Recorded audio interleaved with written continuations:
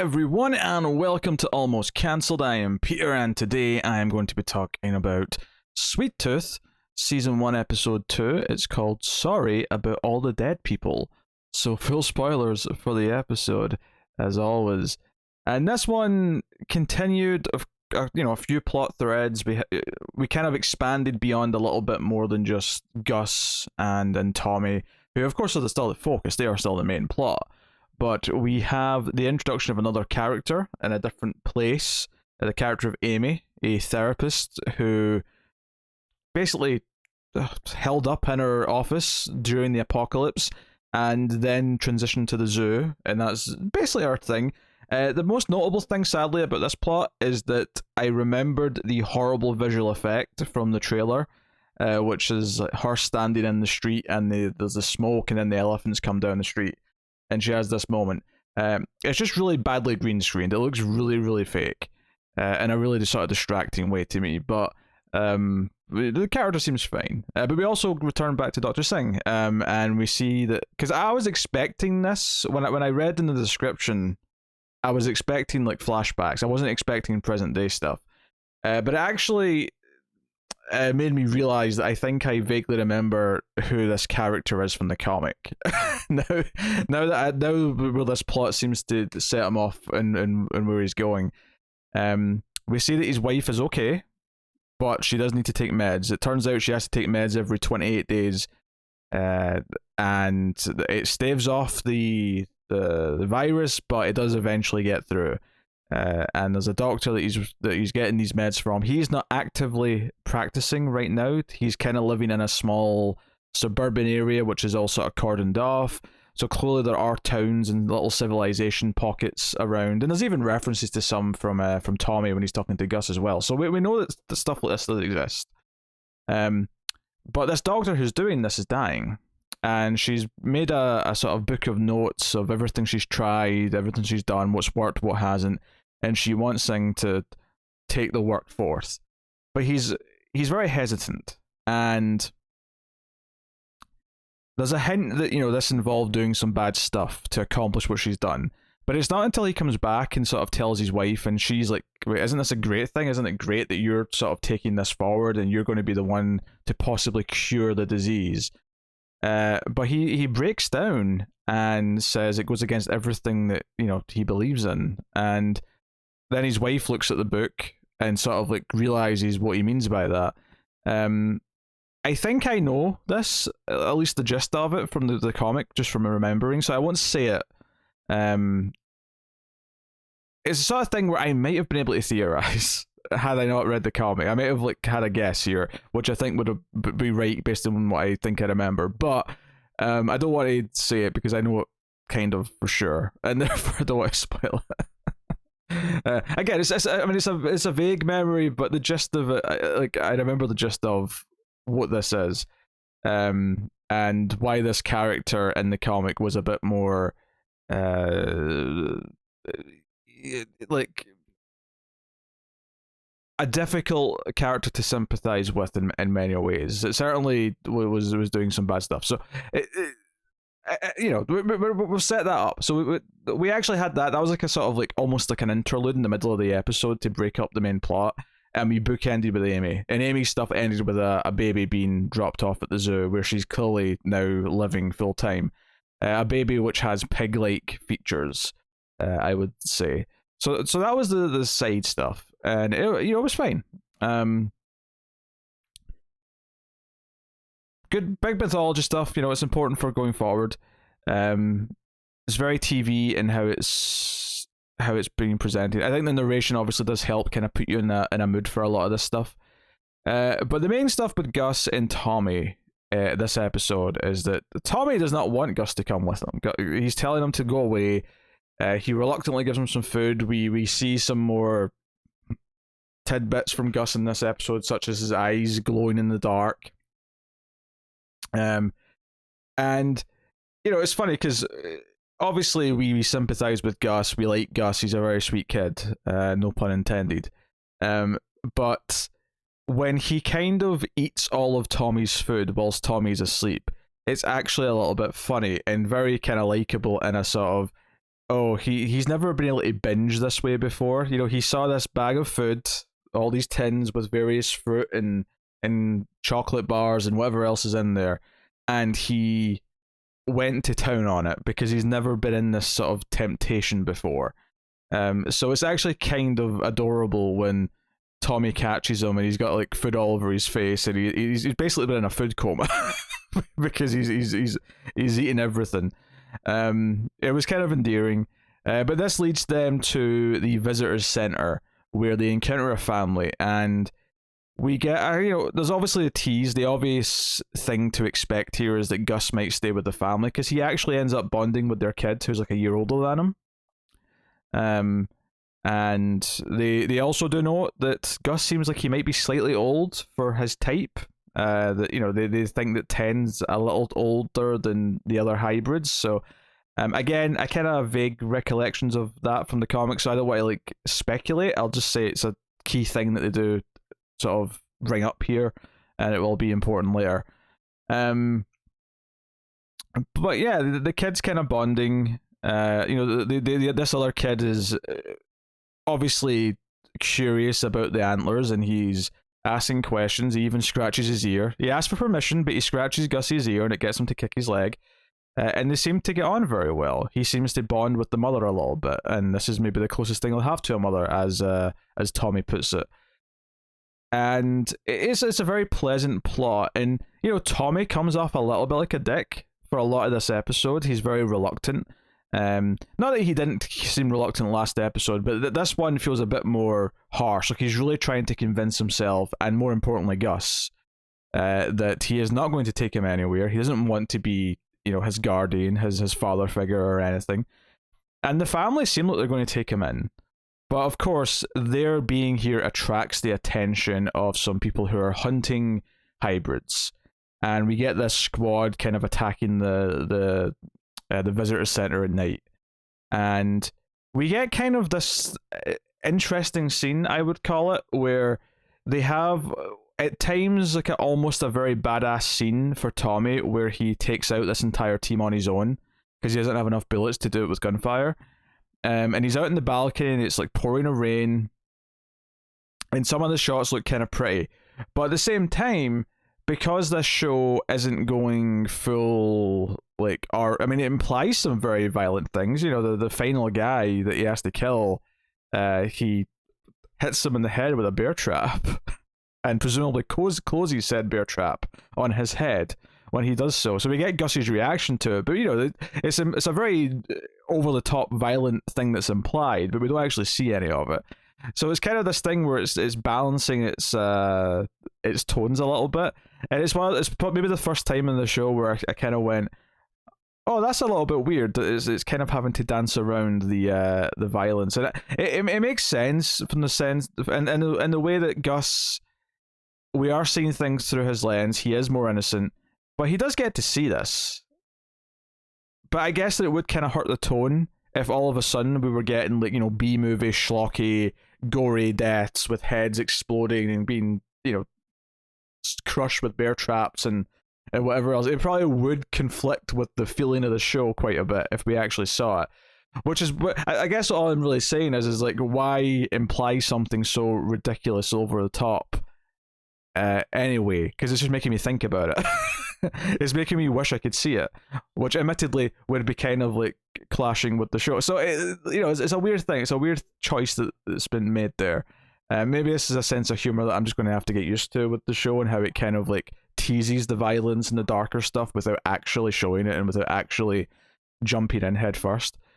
But the family ultimately decides they're not going to keep him around because it's clearly going to attract, and they're not dicks about it. Because I was worried that when the bad guys showed up outside and they're asking for them to hand over the hybrid and they'll go peacefully, I was worried we were going to have like a sad moment where the father perhaps was going to try and give Gus over, and it was going to be kind of like a really disheartening thing. I actually appreciate it. Was almost like a surprising swerve that, well, they made the smart choice that you understand that they're not going to keep Gus because he attracts too much danger. They weren't dicks about it. It was like, no, they didn't like give him up. They didn't hand him over to bad guys.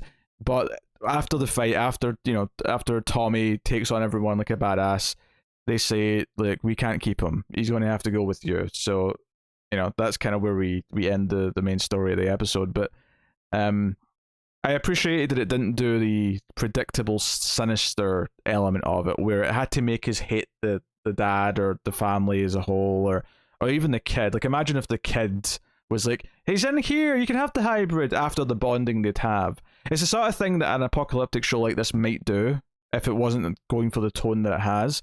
So again, it's kind of one of the things that's separating it from other shows that have similar premises, similar things. I did get a chuckle out of them all wearing the masks at the dinner table. This is one of these things where it almost works to the show's benefit that we're all just living in a pandemic or getting near the end of a pandemic, and because this was a very oddly relatable visual in a bizarre way, and everyone kind of being worried and them all sitting there with the face masks. But yeah, I mean, the actual bond between the kids was pretty solid. Simple little things that never occurred to me. For example, like Gus can't put on like a shirt or a jumper or a hoodie that has to go over your head. He needs something that's opens like a shirt or opens like a zipper. He can't put anything over his head because of the antlers.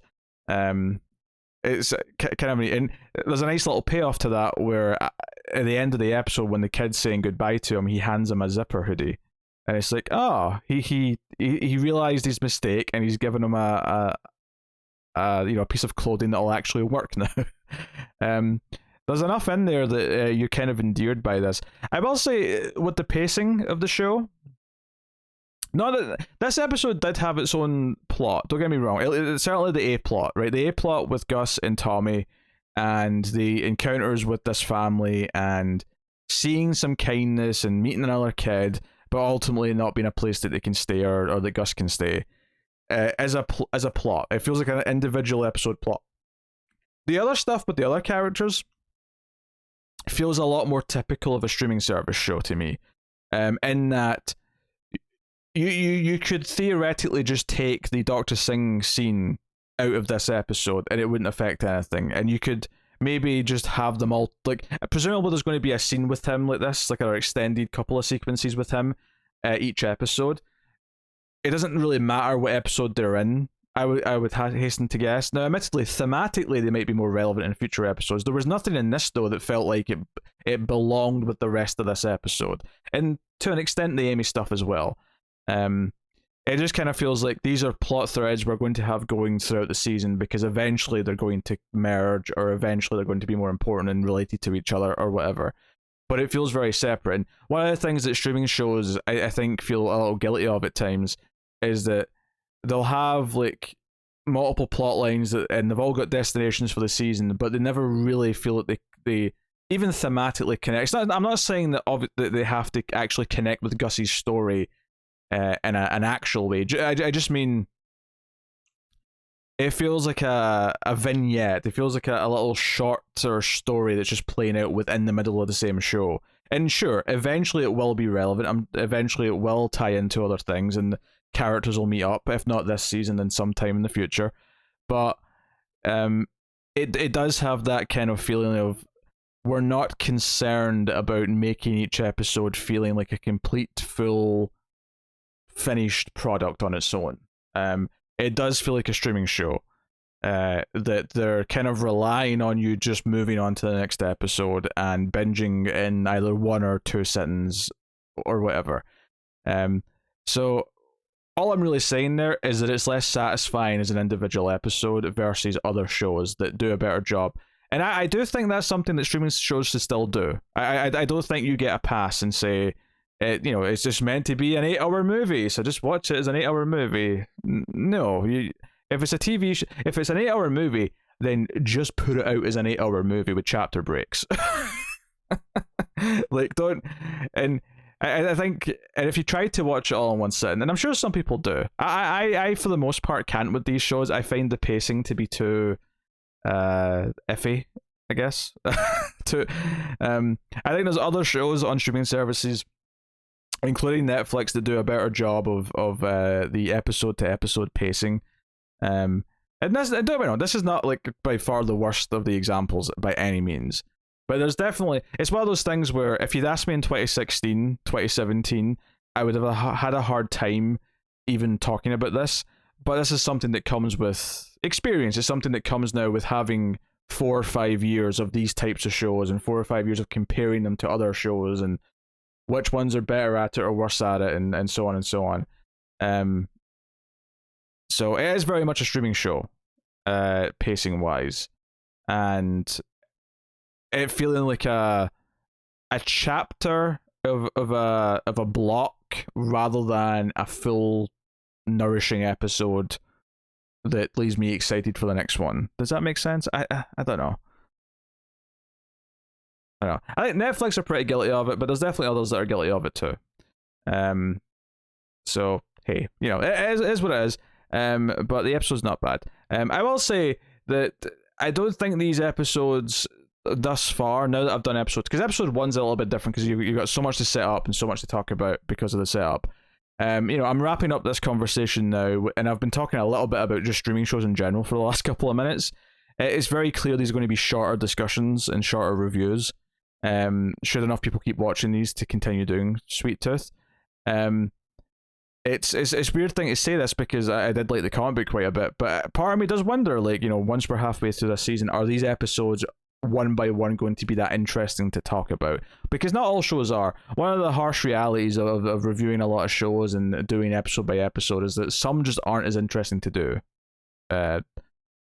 episode by episode. And I'm not saying that this won't be necessarily, but I wouldn't say that I came out of this with tons of things that I wanted to talk about or analyze or anything. You know, sometimes I'll sort of I'll go through what the plot was, and I'm looking for a spark. I'm looking for inspiration, something that'll be kind of interesting to dissect or talk about. And so far, this episode I wouldn't say has given me gold by any means, but it was pleasant. I had a pleasant time watching it. But it's funny because this is reviewed very well. You know, all the actual press reviews and stuff that came out for the release were all very positive, and I'm having a hard time faulting it too much beyond just your typical streaming show pacing. But yeah, so it's something to keep in mind. I do plan to be back for episode 3. But I just, you know, it's something I'll keep an eye on. If people are enjoying the reviews, though, even if they are a bit shorter, I don't mind continuing them, of course. But that is episode 2 of Sweet Tooth. So let me know what you think of the show in the comments, or particularly this episode. Please do like and subscribe. That is very important. It is how YouTube channels grow. So hit those buttons. You can, of course, support us over at patreon.com/MailFuzzTV for as little as $1 per month to help keep all the bonus content coming. Alternatively, you can join the channel, which is it's been available for a while, but there's the channel membership, which is I think it's $1.99 a month. And basically you get access to some emojis of our faces, and I've started doing like just update posts that are for members only, just sort of talking about what reviews are coming today and things like that. If you'd rather do that, but yeah, main thing's Patreon though, and also check out the MailFuzz Movies channel for your Streams After Midnight and the Atomic Cinema Experiment movie podcasts, because they're separate now. So thank you very much. I always appreciate it. Keep watching TV. Have you got any vanilla?